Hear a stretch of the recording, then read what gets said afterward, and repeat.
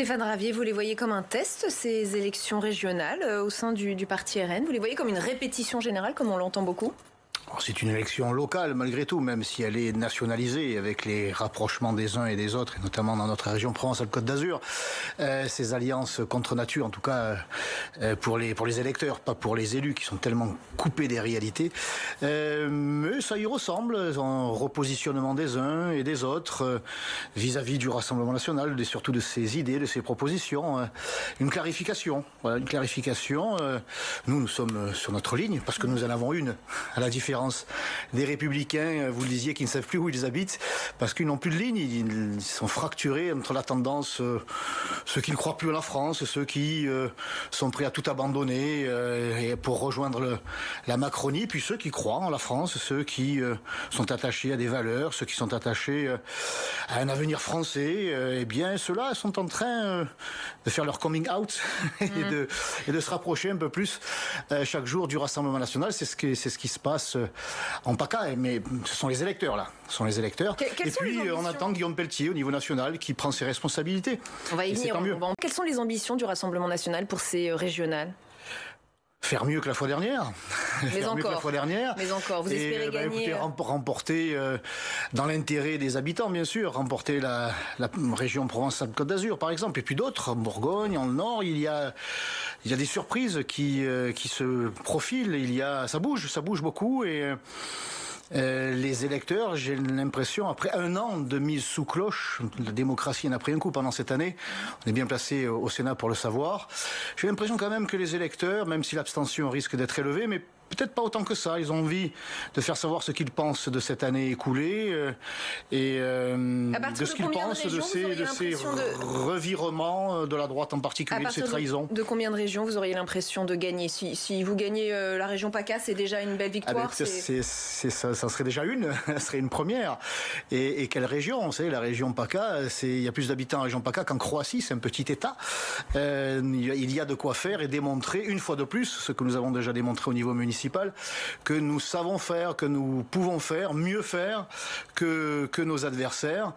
Et bon, même si le temps est court est réduit entre ces élections régionales et la présidentielle, en tout cas, nous pourrions démontrer que nous avons les compétences et la détermination, et des idées dans l'intérêt général, contrairement à nos adversaires. Stéphane Ravier, on vous a vu sourire, voire rire pendant la chronique de Quentin. Qu'est-ce qui vous a amusé à ce point? En écoutant M. Daubès, c'est pas amusant, hein, mais ce sénateur LR, j'ai l'impression de faire un bond en arrière de 20 ou 30 ans. Pourquoi? Et entendre parler M. Fabius, M. Jox et toute cette gauche qui a imposé à la droite, mais qu'il a bien voulu au final, ce terrorisme moral, intellectuel, politique, en qualifiant le Front National de l'époque, le Rassemblement National aujourd'hui, d'ennemi de la République. En quoi Marine Le Pen est une ennemie de la République? Il va bien falloir à un moment donné qu'on nous en donne des preuves, des éléments concrets. Donc là, j'entends des slogans, des anathèmes, des insultes, c'est quand même assez insultant, de la part d'un capé chez les LR. Comment voulez-vous qu'il n'y ait pas de fuite des électeurs LR vers le Rassemblement national avec de tels discours sans fondement, sans aucun argument et sans aucune proposition? Vous trouvez que les lignes sont poreuses, vous aussi, entre le parti LR et le parti RN? Vous sentez quelques affinités avec certains ténors LR, notamment Guillaume Pelletier, évidemment, Nadine Morano, Éric Ciotti, oui, non? Le parti LR, ça n'existe plus. Ça n'existe plus. Il n'y a plus de ligne, il n'y a plus de capitaine, il n'y a plus de direction. C'est la foire. C'est chacun y va de sa déclaration. Quand on ose en tenir une, ou alors on renvoie la patate chaude à Monsieur Jacob, qui lui aussi est d'un sectarisme à tout crin. Alors nous sommes en adéquation avec des personnalités, avec des individus, avec tant nationaux, de plus en plus nationaux, c'était plus rare jusqu'à présent, que locaux. Vous savez, j'ai des élus LR à Marseille et dans les Bouches-du-Rhône, plus largement, en discutant dans les couloirs, hein, pas encore dans les hémicycles, mais qui sont d'accord avec tout, parce qu'ils sont au contact des réalités. Alors ils sont encore tenus par leur parti, parce du parti dépend l'investiture. Et ils ont encore peut-être envie d'une carrière, mais donc il y a un vivier. Mais la si Marine Le Pen devait former un gouvernement demain, il y a un vivier chez LR ou dans lequel vous pourriez aller piocher pour avoir des ministres. Il y a un vivier chez ses amis de la France, chez ceux qui croient en la France, ceux qui aiment la France, ceux qui croient en sa souveraineté, en son identité, sa sécurité, et on peut en trouver partout, peut-être aussi à gauche, peut-être un peu moins quand même, mais un peu aussi. Oui, parce que là j'allais vous demander des noms là. Mais si vous pensez à quelqu'un en particulier. Mais chez les LR, il y en a sûrement, mais il faut que ce soit aussi des élus ou pas d'ailleurs, ou des militants intelligents, déterminés, mais qui ne soient pas entachés de ce qui a été commis par le Parti des Républicains, anciennement UMP, durant ces 20 et 30 dernières années, et qui a plongé le pays dans le chaos économique, social, identitaire et sécuritaire. Ou alors il va falloir quand même qu'il fasse amende honorable et qu'il demande pardon. Stéphane Ravier, est-ce qu'il ne faut pas absolument flécher la PAC vers la protection de l'environnement ? C'est pas une priorité ? Je crois qu'il faut quand même réformer cette Union européenne. Enfin, vous l'avez entendu. Vous avez les États membres de l'Union européenne qui sont en conflit avec la Commission européenne. Et les parlementaires qui sont élus. Et les parlementaires. Donc, c'est la même structure, ce qui devrait être la même structure, qui est en conflit avec elle-même, finalement. Quand on y regarde de plus près, on voit bien que les parlementaires sont complètement méprisés et que les États sont méprisés et que c'est la Commission, ce que vous appelez l'exécutif, pour le coup, qui exécute et qui fait ce qu'elle veut. Qui est toute puissante, qui n'est pas révocable, dont on ne connaît pas les noms, on ne sait même pas comment ils sont nommés. Elle ne cède rien, et elle a donc une vision tout à fait différente de l'intérêt des nations, et qui se retrouve en état de faiblesse. Et en attendant que la Commission puisse lâcher du lest, on verra peut-être en juin, ça sera peut-être appliqué en septembre. Mon Dieu, que nous gagnerions du temps, de l'argent et de l'efficacité si les nations étaient libres de décider elles-mêmes, par elles-mêmes et pour elles-mêmes, pour leurs agriculteurs qui sont une fois de plus sacrifiés parce que cette Union européenne, dont l'activité qui touche à tout, mais le secteur de l'agriculture est vraiment, je dirais, le gros morceau. Et bien moi, ça fait des années que j'entends ça. Les agriculteurs sont les grands sacrifiés au profit des grands groupes, au profit d'une idéologie.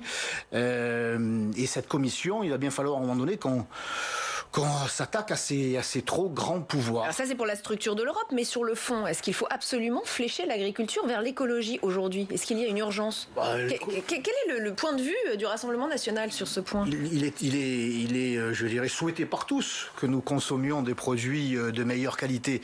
Ensuite, il ne faut pas que ça devienne une idéologie.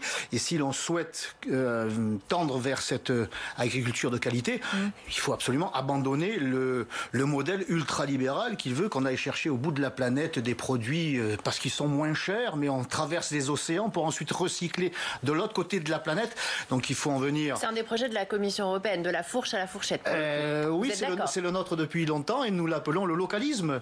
Produisons localement pour qu'il y ait moins que le bilan carbone soit amélioré et que en même temps que le recyclage, etc. Mais tout ça, ça passe par une remise en question de l'idéologie qui est portée par la Commission européenne, de l'ultralibéralisme. Autrement, c'est un vœu pieux, ça va même à l'encontre de ce qu'ils défendent depuis des années. Stéphane Ravier, elle vous parle la laïcité version Émile Combes, une laïcité un peu dure, oui, pour le moins, anticléricale.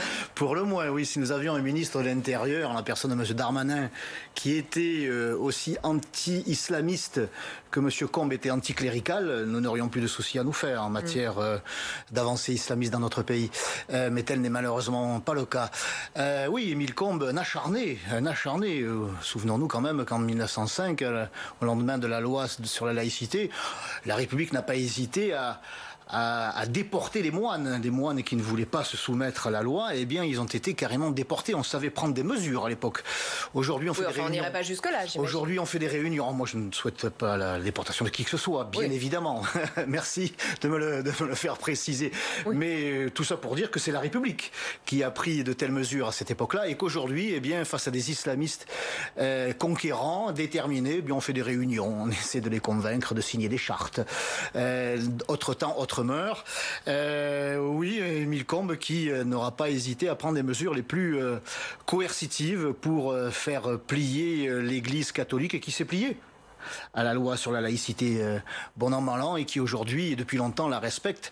Mais ça a été dans la douleur, ça a été compliqué. Donc on peut comprendre que ce soit compliqué. Ça a été compliqué, mais ça n'a pas, de la part de l'Église catholique, il a fallu quelques années pour qu'elle s'adapte, et elle s'est adaptée, au point aujourd'hui de subir les pires attaques, y compris encore dans la rue, comme ça a été le cas il y a quelques jours, lors d'une procession autorisée. Eh bien, l'Église catholique a été attaquée par les militants d'extrême gauche, peut-être les arrière-petits-enfants idéologiques de M. Combes, qui font la chasse à tout ce qui est clérical. Stéphane Ravier, comment on règle cet énorme problème qu'on découvre au travers de ce reportage? Sanctions, ou quand même autre chose, prévention? Cet énorme problème et qui n'existe pas depuis toujours, qui a dégénéré il y a une dizaine d'années. Et les pouvoirs publics n'ont pas souhaité prendre les mesures, sans doute au niveau de l'organisation déjà du ramassage et du nettoyage, parce qu'il y a là à Marseille un État dans l'État, avec un syndicat qui règne en maître absolu et qui ne souhaite aucun changement dans l'organisation. Donc ça, c'est une partie du problème. C'est une partie du problème. Je ne fais pas porter la responsabilité seule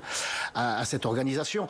On nous avait annoncé en 2014, lors des élections municipales, M. Tessier, qui a participé à la victoire de Jean-Claude Gaudin, qu'on allait rapprocher le nettoyage du terrain, en confiant cette activité aux mairies de secteur. Vous savez, à Marseille, il y a une mairie pour deux arrondissements.